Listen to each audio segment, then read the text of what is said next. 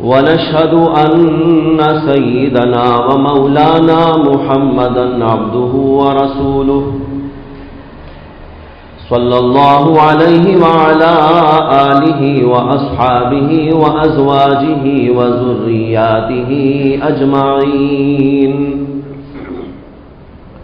أما بعد فأعوذ بالله من الشيطان الرجيم. بسم الله الرحمن الرحيم. قل إن كنتم تحبون الله فاتبعوني يحببكم الله ويغفر لكم ذنوبكم والله غفور رحيم. وقال الله تبارك وتعالى: وَإِنَّكَ لَعَلَى خُلُقٍ عَظِيمٍ. صدق اللہ مولانا العظیم. محترم دوستو، بزرگوں اور بھائیوں،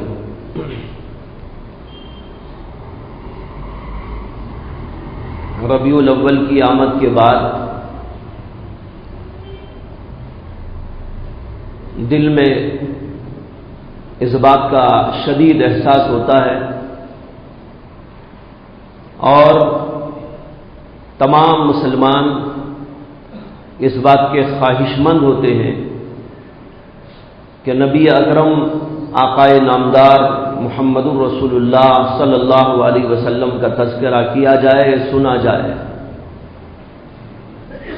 اس کے لیے مجلسیں منعقد کی جاتی ہیں، جلسے کیے جاتے ہیں، جس کا ذکر اس سے پہلے بھی آپ حضرات کے سامنے متعدد مواقع پر کیا گیا ہے. اور یہ بات اور یہ جذبہ،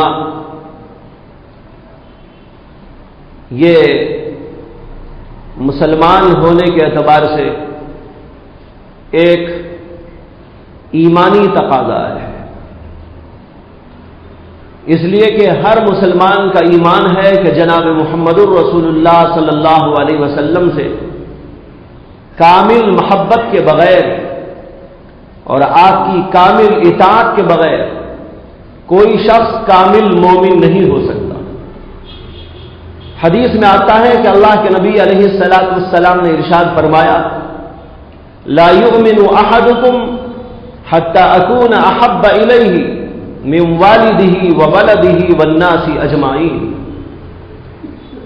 تم میں سے کوئی شخص اس وقت تک کامل مسلمان اور کامل مومن نہیں ہو سکتا جب تک کہ میں اس کے نزدیک اس کے والد سے، اس کی اولاد سے اور تمام انسانوں سے محبوب اور پسندیدہ نہ ہو جاؤ.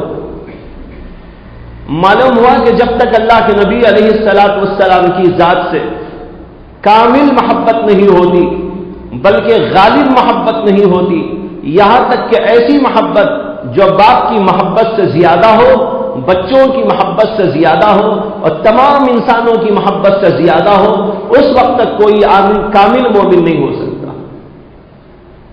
اسی طرح کامل اطاعت کی بھی ضرورت ہے. جیسے محبت اللہ کے نبی علیہ الصلاۃ والسلام سے ضروری ہے، اسی طرح اطاعت بھی آپ کی ضروری ہے.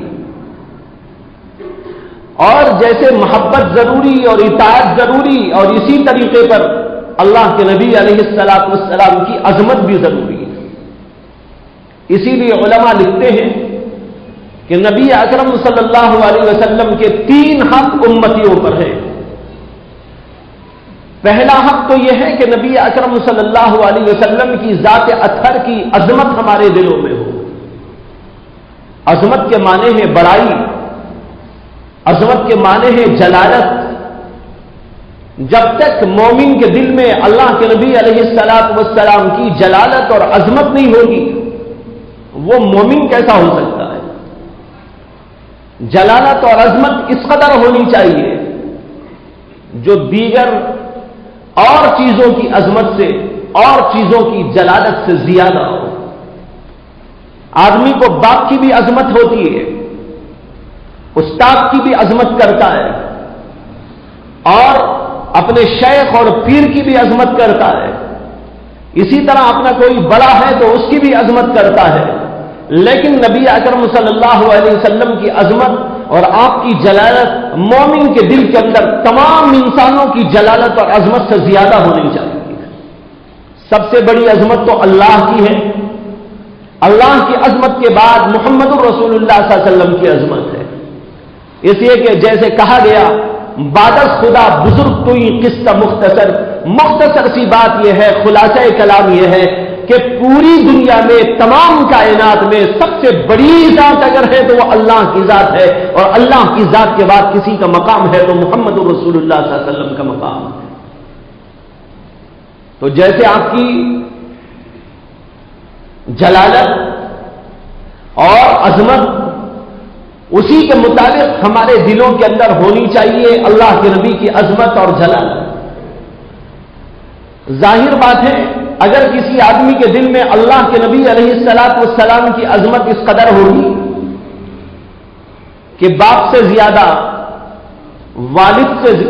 والدین سے زیادہ، استاد سے بھی زیادہ، پیر سے بھی زیادہ، تو جب اللہ کے نبی کی عظمت اس قدر ہوگی تو اللہ کے نبی علیہ الصلوۃ والسلام کی کسی باپ کو وہ جانے نہیں دے گا۔ وہ کہے گا اللہ کے نبی کی عظمت میرے دل میں سب سے زیادہ ہے، اس لیے اللہ کے نبی کی بات بھی مجھ کو سب سے زیادہ ماننا ہے۔ باپ کی مانتا ہو، اللہ کے نبی کی نہ مانتا ہو، شیخ کی مانتا ہو، اللہ کے نبی کی نہ مانتا ہو، کسی پیر کی مانتا ہو، اللہ کے نبی کی نہ مانتا ہو، تو یہ آدمی کامل مومن نہیں ہو سکتا، بلکہ مومن ہی نہیں ہو سکتا۔ اس لیے کہ جب اللہ کے نبی کی نہیں مان رہا ہے اور اللہ کے نبی علیہ الصلوۃ والسلام کی ماننے کے بجائے کسی اور کی مان رہا ہے تو یہ کیسے مومن ہو سکتا ہے؟ مومن وہی ہے کہ اللہ کے نبی علیہ الصلوۃ والسلام کی عظمت اس کے دل کے اندر سب سے زیادہ ہو۔ قرآن نے اللہ کے نبی کی عظمت کو سکھایا، کیسا سکھایا؟ ایک جگہ اللہ تعالیٰ کہتے ہیں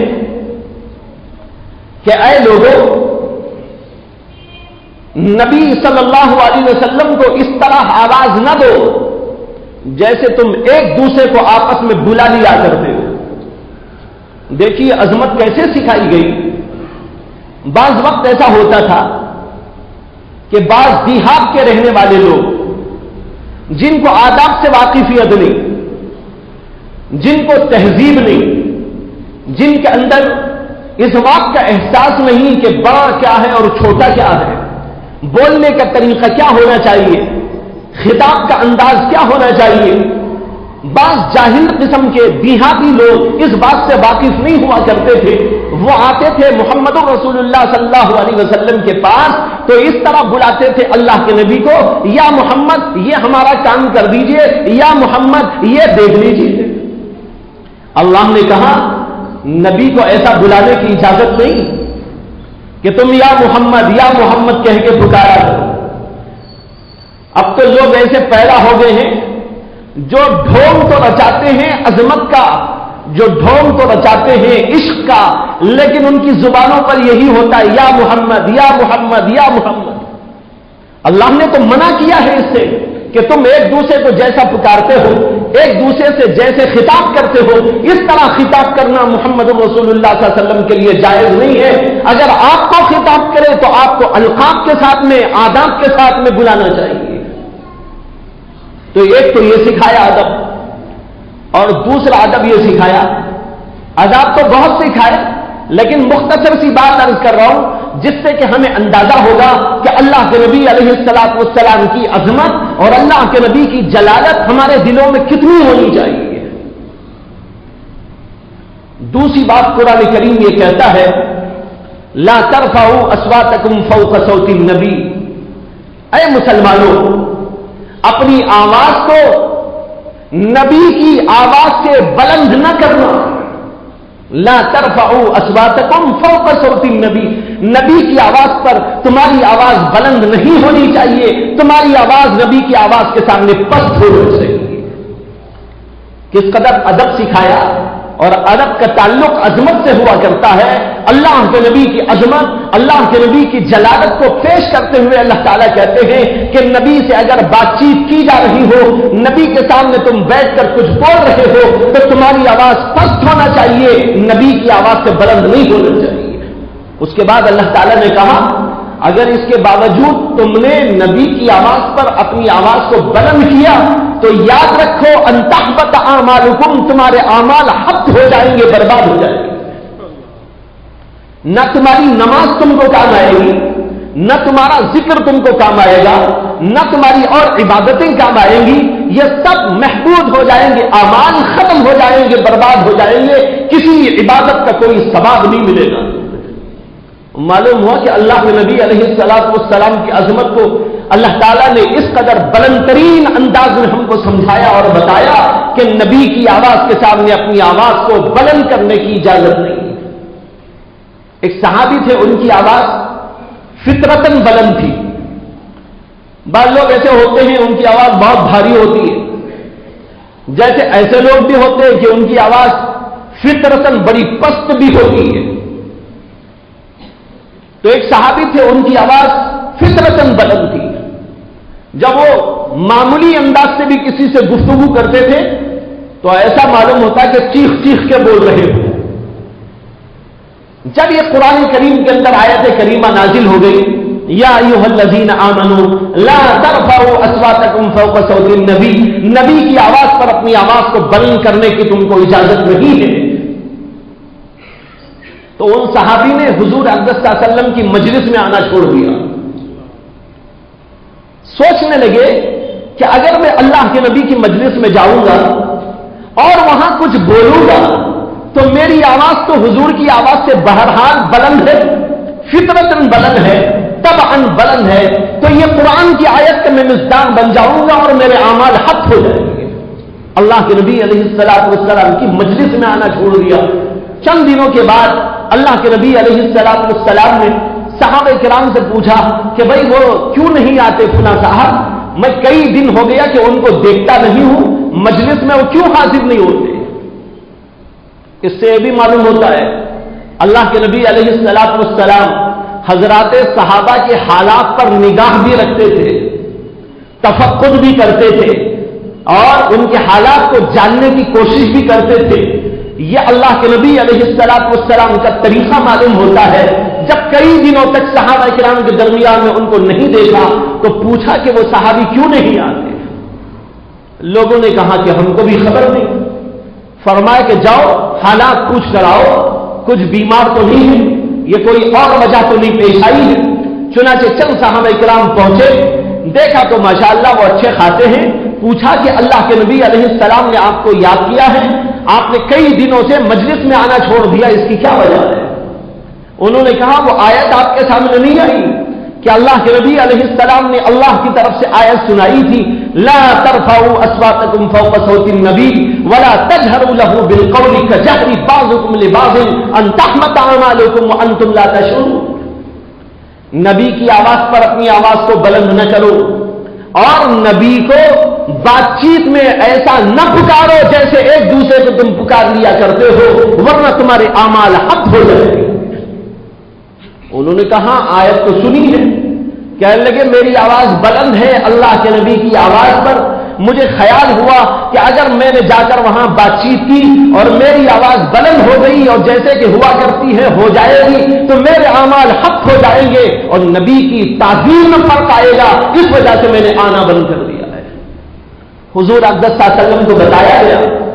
آپ نے کہا بھائی یہاں یہ مراد نہیں ہے کسی کی آواز خود بخود بلند ہو، فطرتاً بلند ہو اور وہ زور سے بول لے، یہ یہاں مراد نہیں ہے. مراد یہ ہے کہ نبی بول رہے ہو، ایک آدمی ان سے زور زور کی آواز نکال کے بول دے. ہمارے دیوبند کے مشہور و معروف عالم، محدث اور مفسر حضرت مولانا ادریس صاحب کالنبی رحمت اللہ علیہ بڑے پائے کے عالم گزرے ہیں، بڑے محدث تھے اور مفسر بھی تھے. انہوں نے حدیث پاک کی کتاب مشکات کی عربی زبان کے اندر 10 جلدوں میں بہترین شرح لکھی. بہت بڑے آدمی تھے. جب وہ درس دیتے تھے حدیث پاک کا دارالعلوم دیوبند میں، تو میں نے اپنے بعض اکابرین سے سنا ہے کہ ان کا طرز یہ تھا کہ اس طالب علم کو حدیث پاک پڑھنے کے لیے بٹھایا کرتے تھے جس کی آواز حضرت کی آواز سے بلند ہوتی. دارالعلوم دیوبند میں بھی اور دیگر مدارس کے اندر بھی ایک معمول ہے حدیث پاک کے درس کا، بلکہ تمام دنیا ہی میں ہے تقریباً، اور شروع سے چلا آ رہا ہے. وہ طریقہ یہ ہے کہ ایک طالب علم پہلے حدیث پڑھتا ہے، بخاری شریف ہے، مسلم شریف ہے، ترمذی شریف ہے، یا اور کوئی حدیث پاک کی کتاب ہے، کتاب سامنے رکھی ہوئی ہے.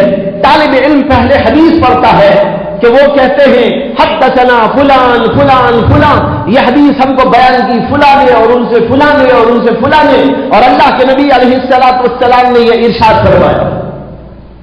جب حدیث پڑھ دی جاتی ہے تو استاد اس حدیث کی تشریح بیان کرتا ہے، اس کے ما لہو وما علیہ کے بارے میں تفصیلی کلام کرتا ہے. تو جب وہاں کسی طالب علم کو حدیث پڑھنے کے لیے بٹھاتے تھے تو حضرت کا معمول یہ تھا کہ خود ان کی آواز سے جس طالب علم کی آواز بھاری ہوتی تھی کہتے تھے کہ وہ طالب علم حدیث پڑھے جس کی آواز میرے سے بھی زیادہ بلند ہو. کسی نے کہا کہ حضرت اس میں کیا حکمت ہے؟ انہوں نے کہا بھائی قرآن میں آیت آ گئی، اللہ نے فرمایا اپنی آواز کو نبی کی آواز پر بلند نہ کرو. یہ حدیث جو ہے وہ نبی کی آواز ہے، اب نبی کی آواز تو ہو پست، میری آواز ہو بلند، تو میں اس قرآن کی آیت کی زد میں آ جاؤں. اس لیے کہ جب ہم حدیث پڑھتے ہیں تو حدیث تو اللہ کے نبی کا کلام ہے، وہ حضور ہی کی بات ہے. اس لیے حضور کی بات پڑھنے والے کی آواز بلند ہونا چاہیے، میری آواز اس کے سامنے پست ہونا چاہیے. حالانکہ یہ قرآن کا مقصد تو نہیں ہے، لیکن بھائیوں ادب کرنے والے اور اللہ کے نبی سے عشق رکھنے والے، اللہ کے نبی کی جلالت اور عظمت اپنے قلب کے رکھنے والے یہاں تک کی رعایت کرتے ہیں. جیسے وہ قصہ آپ نے سنا ہوگا، حدیث میں آیا ہے کہ ایک دفعہ اللہ کے نبی علیہ الصلوۃ والسلام خطبہ دے رہے تھے جمعہ کا. خطبے کے درمیان میں اللہ کے نبی علیہ الصلوۃ والسلام نے کسی سے فرمایا بیٹھ جاؤ. کوئی سامنے تھے حضور کے، معلوم نہیں کیا واقعہ پیش آیا. حضور اقدس صلی اللہ علیہ وسلم نے اس واقعے پر ان سے فرمایا کہ بیٹھ جاؤ. ایک صحابی خطبہ سننے کے لیے باہر سے آ رہے تھے، ابھی روڈ پہ ہیں، سڑک پہ ہیں، مسجد میں آئے بھی نہیں ہیں، چلے آ رہے ہیں. ان تک حضور اقدس صلی اللہ علیہ وسلم کی آواز پہنچی کہ اللہ کے نبی کہہ رہے بیٹھ جاؤ، تو وہ سڑک ہی پہ بیٹھ گئے. حالانکہ فرمایا تو ان سے نہیں تھا، فرمایا تو تھا ان صحابی سے جو مسجد کے اندر تھے اور جو کھڑے تھے یا کچھ کام کر رہے تھے. اللہ کے نبی نے فرمایا خطبے کے درمیان میں اس طرح کرنے کی اجازت نہیں ہے، بیٹھ جاؤ. تو وہ صحابی باہر ہی سے بیٹھ گئے. یہ ادب کا تقاضا انہوں نے سمجھا تو اس کے اوپر عمل کر لیا. بھائیوں اسی طرح حضرت مولانا ادریس صاحب کالنوی رحمت اللہ علیہ کہتے تھے کہ میرے درس کے اندر حدیث کے الفاظ وہ پڑھے گا جس کی آواز میری آواز سے بلند ہونا چاہیے. تیسری بات، قرآن کریم نے اللہ کے نبی صلی اللہ علیہ وسلم کی عظمت و جلالت کے سلسلے میں یہ فرمائی کہ جب تم میں سے کوئی شخص اللہ کے نبی سے ملاقات کے لیے آئے، اللہ کے نبی علیہ السلام اپنے گھر میں ہو تو باہر کھڑے ہو کر اللہ کے نبی کو آواز نہ دے اور نہ بلائے، بلکہ انتظار کرے. اللہ کے نبی جب باہر نکلے تو اس وقت میں ملاقات کر لے. کتنا بڑا ادب سکھایا اللہ کے نبی کا کہ اگر کوئی جائے اللہ کے نبی سے ملنے، اللہ کے نبی تو ہو گھر میں، باہر نہ ہو، ملاقات نہ کرے، بلکہ وہیں بیٹھے بیٹھے انتظار کرتا رہے. 1 گھنٹہ ہو جائے، 2 گھنٹے ہو جائے، 3 گھنٹے ہو جائے، بہرحال اس کو اجازت نہیں ہے کہ وہ اللہ کے نبی کے گھر کے اوپر آواز دے اور بلائے اللہ کے نبی کو کہ میں ملنے کے لیے آیا ہوں. نہیں، جب اللہ کے نبی اپنی ضرورت سے باہر نکلے تو تب اس کو ملاقات کرنا چاہیے. یہ ہے اللہ کے نبی کی جلالت اور عظمت. اور اسی سلسلے میں ایک اور بات یاد آ گئی جو قرآن کریم نے فرمائی ہے، وہ یہ ہے کہ اللہ تعالیٰ نے فرمایا کہ اگر تم میں سے کوئی شخص نبی صلی اللہ علیہ وسلم سے ملاقات کرنے کے لیے جانا چاہتا ہو اور آپ سے بات چیت کرنا چاہتا ہو تو اس کو چاہیے کہ پہلے صدقہ دے اور پھر نبی سے ملاقات کرے. یہ ہے نبی کی عظمت، یہ ہے نبی کی جلالت. پہلے صدقہ دو. صدقہ کیوں دیا جاتا ہے؟ صدقہ ایک تو اس لیے دیا جاتا ہے کہ صدقے سے گناہ معاف ہوتے ہیں، اور دوسرا یہ ہے کہ صدقے سے آدمی کے درجات بلند ہوتے ہیں، نیکیاں اس کو ملتی ہیں. اللہ نے چاہا نبی سے ملاقات کرنے ایک آدمی جا رہا ہو، سرگوشی کرنا چاہتا ہو، بات چیت کرنا چاہتا ہو تو وہ یوں ہی نہ چلا جائے، بلکہ نبی کی عظمت کا تقاضا یہ ہے کہ پہلے اپنے گناہوں کو صاف کرنے کے لیے وہ اللہ کی درگاہ میں، اللہ کی بارگاہ میں صدقہ پیش کرے. جب صدقے سے فارغ ہو تب جائے ملاقات کرنے کے لیے. یہ حکم بعد میں منسوخ ہو گیا تھا. پہلے آیا تھا یہی حکم کہ اگر ملاقات کرنے جاؤ پہلے صدقہ دو پھر نبی سے جا کر ملاقات کرو اور بات چیت کرو.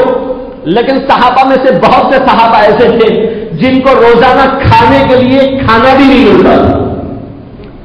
اب ان کے دل میں بے چینی کہ اللہ کے نبی سے ملاقات ہو، اللہ کے نبی کی دید و زیارت ہو، اللہ کے نبی کی مجلسوں میں حاضری ہو. لیکن یہاں حکم لگا دیا اللہ تعالیٰ نے کہ صدقہ دیے بغیر نہیں جا سکتے. اب ان صحابہ کو بڑی پریشانی پیش آئی کہ بھئی کیسے ہو سکتا ہے، ہمیں تو کبھی کھانا ملتا ہے کبھی کھانا نہیں ملتا. کئی دن تو ایسے گزر جاتے ہیں کہ فاقہ ہی فاقہ چلتا رہتا ہے. کبھی 2 دن میں کھانا ملتا ہے تو کبھی 3 دن میں کھانا ملتا ہے. ہمارے پاس تو خود کھانے کے لیے نہیں، صدقہ ہم کیا دیں گے؟ اللہ کے نبی علیہ السلام سے اس سلسلے میں گزارش کی گئی. پھر دوبارہ آیت نازل ہوئی اور اس کے اندر بتایا گیا کہ اب تمہیں اس بات کی ضرورت نہیں ہے، لیکن جب اللہ کے نبی کے دربار میں جاؤ تو استغفار پڑھ کے جائے. یہ ہے اللہ کے نبی کی جلالت، یہ ہے اللہ کے نبی کی عظمت جو قرآن نے سکھائی ہے. لیکن بہت سارے لوگ ان چیزوں کی رعایت تو نہیں کرتے. اللہ کے نبی علیہ السلام کی آواز پر اپنی آواز کو پھاڑتے ہیں، اپنی آواز کو بلند کرتے ہیں، اللہ کے نبی کی آواز کو پست کرتے ہیں. یہاں تک کہ علماء نے اسی آیت کی تفسیر کے اندر یہ بھی لکھا کہ جو آدمی اللہ کے نبی علیہ السلام کی بات آ جانے کے بعد، حدیث کے سامنے آ جانے کے بعد منمانی کرنے لگے، نبی کی بات کو نہ مانے، تو وہ بھی اس آیت کا مصداق ہے، اس لیے کہ اس نے اللہ کے نبی کی آواز پر اپنی آواز کو بلند کر دیا. مثال کے طور پر شادی بیاہ کا موقع آتا ہے. اللہ کے نبی علیہ السلام نے فرمایا سادگی کے ساتھ میں شادی ہو. اللہ کے نبی علیہ السلام نے فرمایا کہ خرچہ کم سے کم ہو تو اس نکاح کے اندر بڑی برکتیں ہوتی ہیں. جو نکاح بڑی آسانی سے ہوگا، خرچ جس میں کم سے کم تر ہوگا، وہ بڑا ہی مبارک اور بہت ہی بابرکت نکاح ہوگا. لیکن ہم لوگ کیا کہتے ہیں؟ نہیں جناب، بہت بڑا محل ہونا چاہیے، شادی محل، اور اس کے اندر ایسی اور ایسی چیزیں ہونی چاہیے، بہت عالیشان ہونا چاہیے، بہت گرینڈ شادی ہونا چاہیے، اور بہت اعلیٰ درجے کی شادی ہونی چاہیے. کھانا ایسا ہونا چاہیے، اسٹیج ایسا ہونا چاہیے، اس کے اندر یہ محرمات اور ناجائز باتیں بھی ہونی چاہیے، تب جا کر تو ہماری عزت اور شان بنے گی. اللہ کے نبی کہتے ہیں بابرکت نکاح وہ ہے جس کے اندر خرچہ کم ہو، اور ہم کہتے ہیں کہ نہیں جناب اس کے خلاف ہم کو کرنا چاہیے. تو جو اللہ کے نبی کی اس بات کو ٹھکرائے، اللہ کے نبی کی اس بات کو چھوڑے اور اپنی منمانی وہاں جتائے اور کرے، تو اس نے بھی قرآن کی اس آیت کے خلاف کیا اور انتحبط اعمالکم کا مصداق ہو گیا. تو یہ ہے اللہ کے نبی کی جلالت کہ جو بات سامنے آئے اللہ کے نبی علیہ السلام کی، اس کو مان کر چلنا چاہیے. دوسرا حق جو سکھایا ہے وہ ہے اللہ کے نبی سے محبت.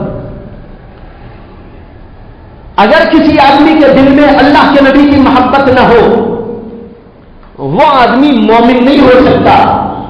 اور جس آدمی کے دل میں اللہ کے نبی کی غالب محبت نہ ہو، اس کا ایمان مکمل نہیں ہو سکتا. دو باتیں یاد رکھنے کی ہے. نبی سے محبت ہی نہ ہو وہ مومن نہیں ہے، اور اگر نبی سے محبت تو ہے لیکن محبت تھوڑی ہے، باپ کی محبت زیادہ، بچوں کی محبت زیادہ، بیوی کی محبت زیادہ، مال کی محبت زیادہ، رشتہ داروں کی محبت زیادہ، دکان کی محبت زیادہ، دولت کی محبت زیادہ، عیش و عشرت کی محبت زیادہ، کھانے پینے کی چیزوں کی محبت زیادہ، دنیا کی محبت زیادہ، نبی کی محبت کم ہو تو وہ مومن تو ہے لیکن کامل مومن نہیں. کامل مومن کون ہے؟ قرآن کریم نے بتایا کہ اللہ کا مطالبہ ہے. مطالبہ یہ ہے قل ان کان آباؤکم وابناؤکم واخوانکم وازواجکم وعشیرتکم واموال اقترفتموها وتجارة تخشون کسادها ومساکن ترضونها احب الیکم من اللہ ورسولہ وجہاد فی سبیلہ فتربصوا حتی یاتی اللہ بامرہ. یہاں پر ہے احبا زیادہ محبوب ہو، مال، دولت، ماں باپ، رشتہ دار، بیوی، بچے، دولت، دکان، مکان، یہ سب چیزیں اللہ سے زیادہ، اللہ کے رسول سے زیادہ محبوب اور پسندیدہ ہیں. فتربصوا تو اللہ کی طرف سے انتظار کرو کہ تم پر خدا کا عذاب نازل ہو جائے. معلوم ہوتا ہے خدا کی محبت بھی غالب ہونی چاہیے، نبی اکرم صلی اللہ علیہ وسلم کی محبت بھی غالب ہونا چاہیے. یہ نہیں کہ تھوڑی بہت ہو، تھوڑی بہت محبت سے کام نہیں چلے گا، تھوڑے روپے سے کام نہیں چلتا. دنیا کے اندر آپ کہتے ہیں جناب علی تھوڑے مال سے کیا کام چلے گا؟ کھانے کا وقت آیا، بھوک لگ رہی ہے، ایک لقمہ آپ کو دے دیا جائے، ایک لقمے سے کام نہیں چلے گا. آپ کہتے ہیں کہ بھائیو میرا ایک لقمے سے کام نہیں چلے گا، ایک لقمے سے پیٹ نہیں بھرے گا، مجھے تو ایک ڈش کھانا چاہیے. معلوم ہوا کہ معتد بھی مقدار ہر چیز میں مطلوب ہوگی. مال ہو ایک مقدار میں ہو، کھانا کھانے کا وقت ہو ایک خاصی مقدار میں ہو. اسی طرح کپڑے کا نمبر آیا اور کپڑا آپ کو ایک بالش دے دیا جائے، لیجئے جناب ایک بالش کپڑا ہے، بڑا بہترین کپڑا. ایک بالش کپڑا لے کے کوئی آدمی اپنا سطر چھپا سکے گا اور اپنے آپ کو گرمی اور سردی کی مصیبتوں سے بچا سکے گا؟ نہیں. کپڑا ہو تو کپڑا بھی معقول ہونا چاہیے. اسی طرح ہم دنیا کی ہر چیز میں سمجھتے ہیں کہ تھوڑے وقت سے کام نہیں چلتا بلکہ خاصی مقدار کی ضرورت ہے. اسی طرح یاد رکھو دین کے امر میں، دین کے معاملے میں اللہ کی محبت بھی غالب ہونا چاہیے، اللہ کے نبی کی محبت بھی غالب ہونا چاہیے. بعض لوگ تھوڑی سی محبت، حدیث میں آتا ہے حضرت سیدنا عمر بن خطاب رضی اللہ عنہ اللہ کے نبی علیہ السلام کی خدمت میں آئے. آ کر انہوں نے کہا کہ یا رسول اللہ آپ کی محبت میرے دل میں میرے ماں باپ سے بھی زیادہ ہے، میری اولاد سے بھی زیادہ ہے اور دیگر تمام چیزوں سے بھی زیادہ ہے، لیکن میری جان سے زیادہ آپ کی محبت میرے دل میں نہیں ہے. ہاں باپ سے زیادہ آپ کو چاہتا ہوں، بیٹوں سے زیادہ آپ کو چاہتا ہوں، دنیا کی دولت سے زیادہ آپ کو چاہتا ہوں، لیکن جب میں کمپیئر کرتا ہوں میری ذات اور آپ کی ذات کو تو مجھے ایسا معلوم ہوتا ہے کہ آپ کی ذات سے زیادہ میری محبت میرے دل میں ہے. اللہ کے نبی علیہ السلام نے فرمایا اگر ایسی بات ہے تو یاد رکھو کہ کوئی شخص کامل مومن اس وقت تک نہیں ہو سکتا جب تک کہ میری ذات اس کے نزدیک اس کی ذات سے بھی زیادہ محفوظ نہ ہو جائے. میری محبت اپنی محبت سے بھی زیادہ ہونا چاہیے. جب تک زیادہ نہیں ہوگی تو کوئی کامل مومن نہیں ہو سکتا. جب حضرت نبی اکرم صلی اللہ علیہ وسلم نے یہ جملہ استعمال کیا، روایات میں آتا ہے کہ حضرت عمر بن خطاب رضی اللہ عنہ کہنے لگے یا رسول اللہ میری ذات سے بھی آپ کی ذات اب مجھے محبوب ہے، پسندیدہ ہے. یہاں علماء کو بحث ہے کہ ابھی تو وہ کہہ رہے تھے کہ یا رسول اللہ میری ذات سے آپ کی ذات مجھے زیادہ محبوب نظر نہیں آتی. جب حضور نے یہ جملہ فرمایا کہ کوئی شخص اس وقت تک کامل نہیں ہو سکتا جب تک کہ میں اس کے نزدیک اس کی ذات سے بھی زیادہ محبوب نہ ہو جاؤں، تو وہ فوراً کہنے لگے ہاں اب میں سمجھ رہا ہوں کہ میری ذات سے بھی آپ کی ذات زیادہ محبوب ہے. کیا مطلب ہے اس جملے کا؟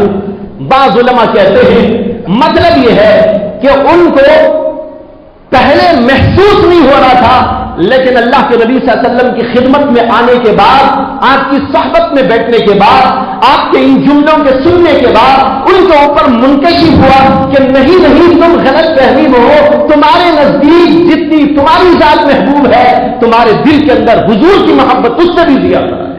یہ حضور کی صحبت کے نتیجے میں ان کو محسوس ہوا، اس لیے انہوں نے فرمایا. اور بعض علماء اس کی تفسیر کے اندر یہ فرماتے ہیں کہ دراصل بات یہ تھی کہ حضرت عمر رضی اللہ عنہ نے اپنی ذات کو جو سب سے افضل یا سب سے محبوب سمجھا تھا، اس سے مراد محبت طبعی تھی، طبعی محبت.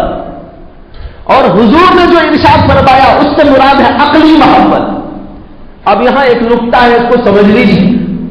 ایک ہوتی ہے محبت عقلی اور ایک ہوتی ہے محبت طبعی. طبعی کے معنی ہے طبیعت کے تقاضے کی محبت. جیسے مثال کے طور پر باپ سے محبت ہوتی ہے، ماں سے محبت ہوتی ہے، ماں باپ کو اپنے بچوں سے محبت ہوتی ہے، یہ طبیعت کی وجہ سے ہوتی ہے. لیکن ایک محبت عقل سے بھی ہوتی ہے. مثال کے طور پر استاد سے محبت ہو رہی ہے، کیوں؟ اس لیے کہ وہی میرا استاد ہے. شیخ سے محبت ہو رہی ہے، کیوں؟ اس لیے کہ بھائی وہ کوئی بزرگ آدمی ہے. شیخ عبد القادر جیلانی سے ہم سب محبت کرتے ہیں، کیوں؟ اس لیے کہ بہت بڑے اللہ والے تھے. حضرات صحابہ کرام سے ہماری کوئی رشتہ داری تو نہیں، لیکن ابو بکر کو آپ چاہتے ہیں کہ نہیں چاہتے؟ حضرت عمر کی محبت آپ کے دل میں ہے کہ نہیں ہے؟ اسی طرح بزرگان دین بہت سے گزر گئے، ان کی ہماری کوئی رشتہ داری نہیں، نہ کوئی رشتہ داری، نہ خاندانی کوئی تعلق اور نہ کوئی وطنی کوئی تعلق، کسی قسم کے کوئی تعلق نہیں. لیکن اس کے باوجود ہم کو شیخ عبد القادر جیلانی کی محبت ہے، ہم کو اویس قرنی سے محبت ہے، ہم کو امام غزالی سے محبت ہے، ہم کو اسی طرح ابو حنیفہ سے محبت ہے، ہم کو امام شافعی سے محبت ہے، ہم کو امام مالک سے محبت ہے، ہم کو امام احمد بن حنبل سے محبت ہے، ہم کو سفیان ثوری سے محبت ہے، ہم کو امام بخاری سے محبت ہے، ہم کو امام مسلم سے محبت ہے، ہم کو ترمذی اور ابو داؤد سے محبت ہے. بھائیوں، یہ سارے کے سارے اکابر جو گزر چکے ان کا ہمارا کوئی رشتہ نہیں، لیکن ساروں کی محبت اور عظمت ہمارے دل میں ہے. اس لیے ہے کہ ہماری عقل کہتی ہے کہ ان بزرگوں نے بھی ان کی وہ خدمت کی ہے کہ اگر وہ خدمت نہ کرتے تو ہم تک دین نہ پہنچتا اور ہم دیندار نہ ہوتے. ان کی وجہ سے آج ہم مومن ہیں، ہمارے دل کے اندر ایمان ہے اور ہمارے پاس علم موجود ہے، ہمارے پاس قرآن موجود ہے، ہمارے پاس حدیثیں موجود ہیں، ہمارے پاس فقہ موجود ہے، ہمارے پاس پورا ورثہ موجود ہے. یہ انہی بزرگان دین کی وجہ سے ہے، اس لیے ان سے بھی محبت ہونی چاہیے. یہ محبت کون سی ہے؟ عقل کی بنیاد پر ہو رہی ہے، طبیعت کا تقاضا نہیں ہے. ماں باپ سے محبت طبیعت کی وجہ سے ہوتی ہے، بچوں سے محبت طبیعت کی وجہ سے ہوتی ہے. حضرت عمر رضی اللہ عنہ نے یہ سمجھ لیا تھا کہ حضور کی محبت بھی طبعی محبت ہونا چاہیے. اس لیے انہوں نے پہلے کہا یا رسول اللہ میرے دل میں آپ کی محبت میری محبت سے زیادہ نہیں معلوم ہوتی، یعنی طبیعت کا جو تقاضا ہے ویسی محبت نہیں معلوم ہوتی. جب حضور نے ان کو بتایا تب سمجھ گئے کہ حضور کی مراد ہے محبت عقلی. تب ان کو سمجھ میں آیا کہ واقعی اللہ کے نبی کی محبت عقلی میرے دل میں تو میری بھی ذات سے زیادہ ہے. اس لیے انہوں نے کہا یا رسول اللہ میں نے سمجھ لیا کہ آپ کی محبت میرے نزدیک میری ذات سے بھی زیادہ ہے.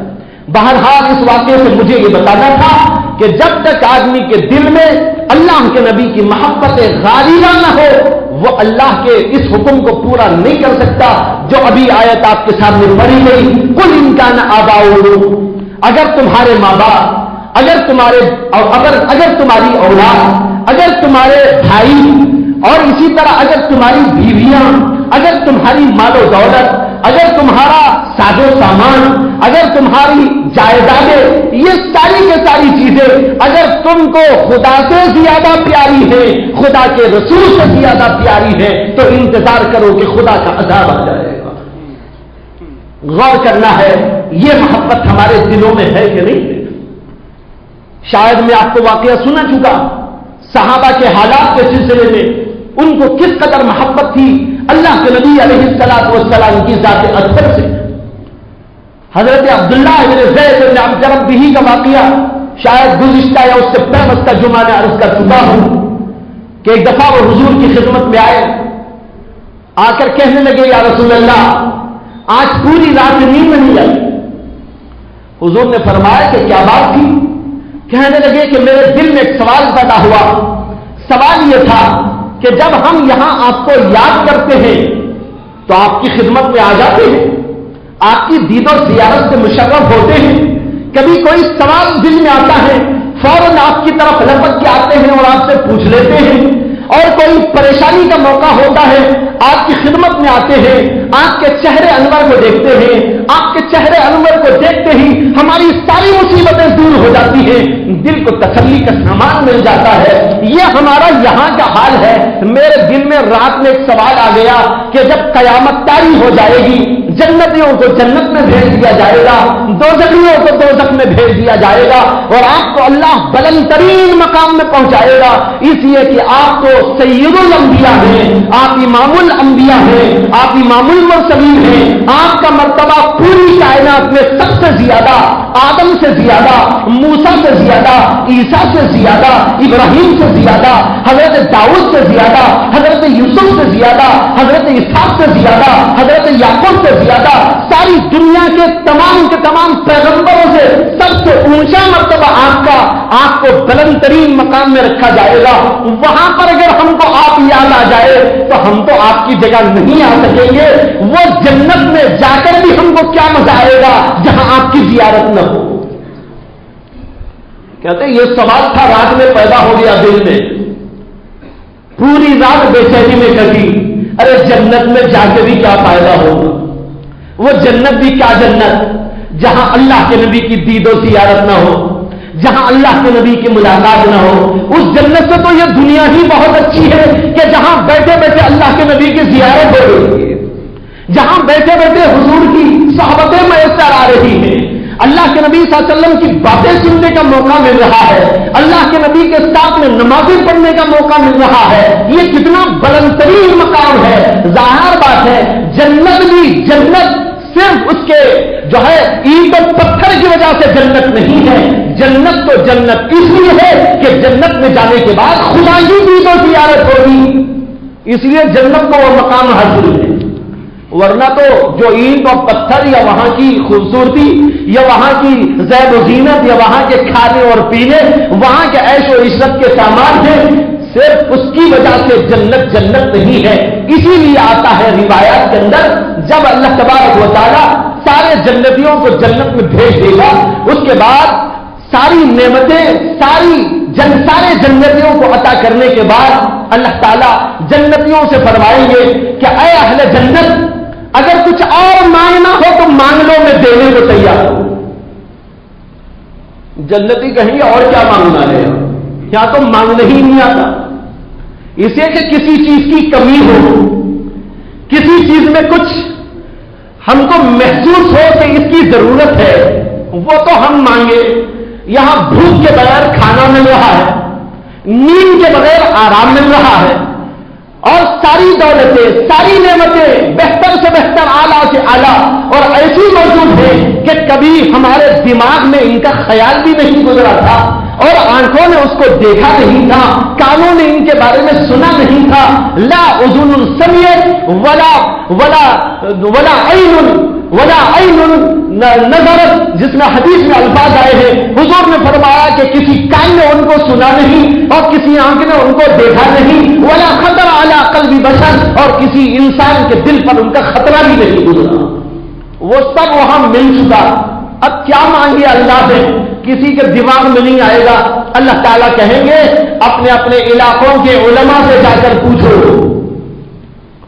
وہ تم کو بتائیں گے کہ خدا سے کیا مانگنا ہے۔ اب لوگ اپنے اپنے علماء کے پاس میں جائیں گے، جو آدمی جسے پہچانتا ہوگا، جس سے تعلق ہوگا، جس سے واسطہ پڑا ہوگا، جو اس کے قریب ہوگا، وہاں پر لوگ پہنچیں گے اور علماء سے سوال کریں گے کہ اللہ نے ہم سے کہا۔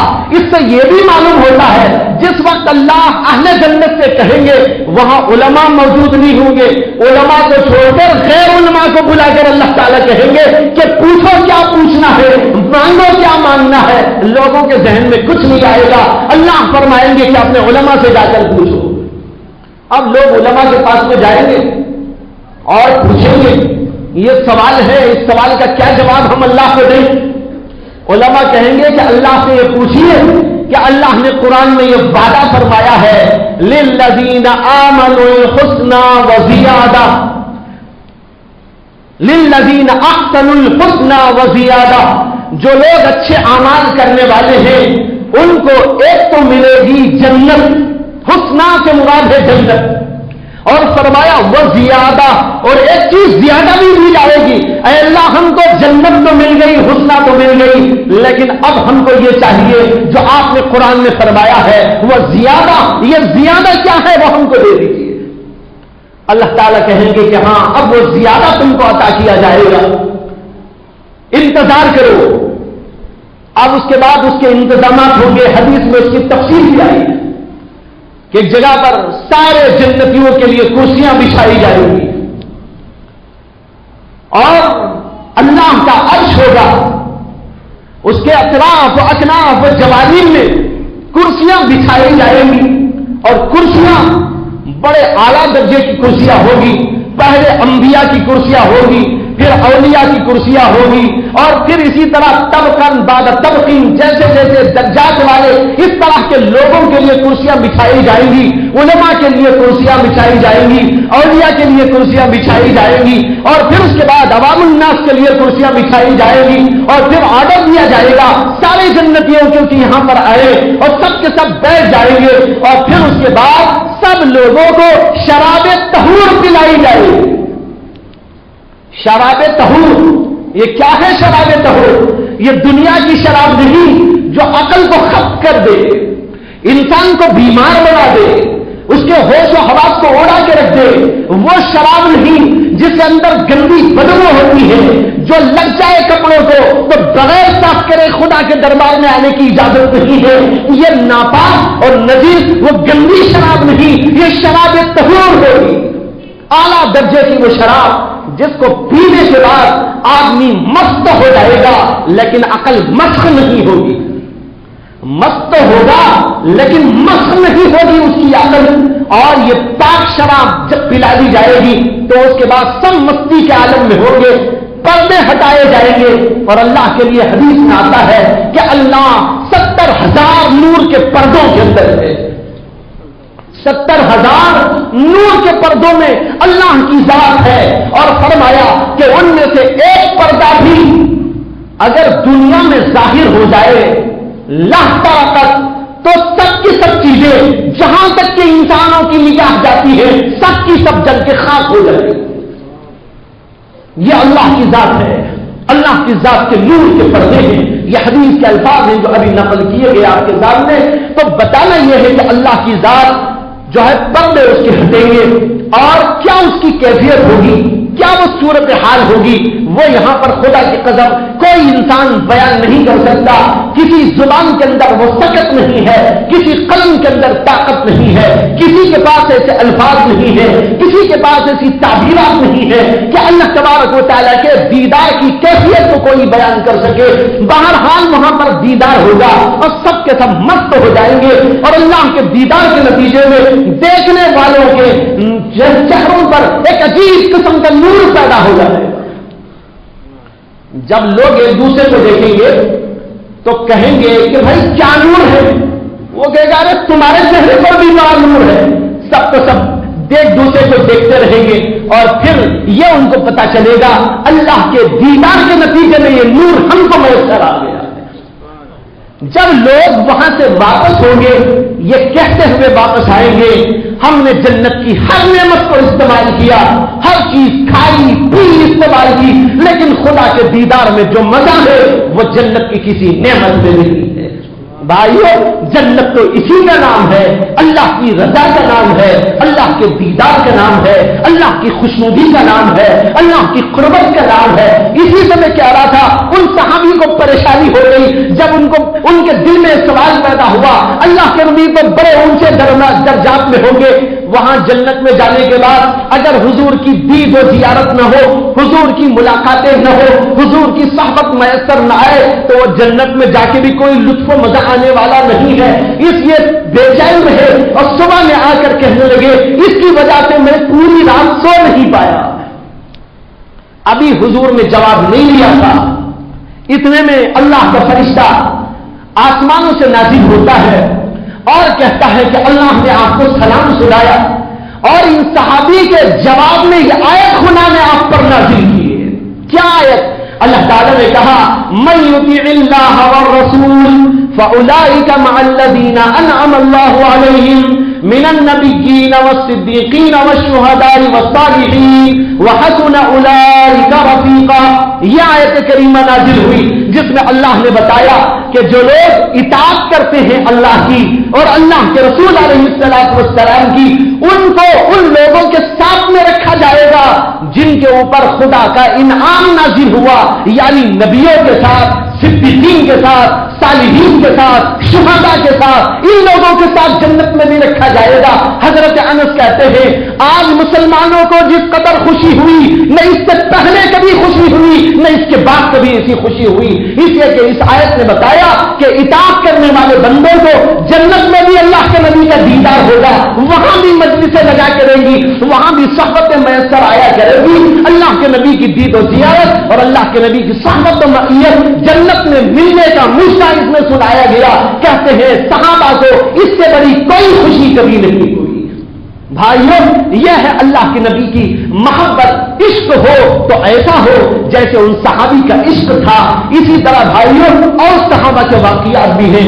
ایک صحابی کا واقعہ ہے، وہ اپنے جنگل میں کھیتی میں کام کر رہے تھے، عین اسی موقع پر ان کو خبر دی گئی کہ نبی اکرم صلی اللہ علیہ وسلم کا وصال ہو گیا۔ تھے وہ دوری پر مدینے کے کسی جنگل میں، جب وہاں پر ان کو اطلاع ملی فوراً ہاتھ اٹھائے اور اللہ سے عرض کرنے لگے کہ اے اللہ یہ آنکھیں تو تیرے نبی کو دیکھنے کے لیے مجھے چاہیے تھی، جب نبی نہیں ہے مجھے آنکھیں بھی نہیں چاہیے، ان آنکھوں کو واپس لے لیجیے۔ عشق تھا تو ایسا، دعا کی فوراً دعا قبول ہوئی، اسی وقت نابینا اور اندھے ہو گئے۔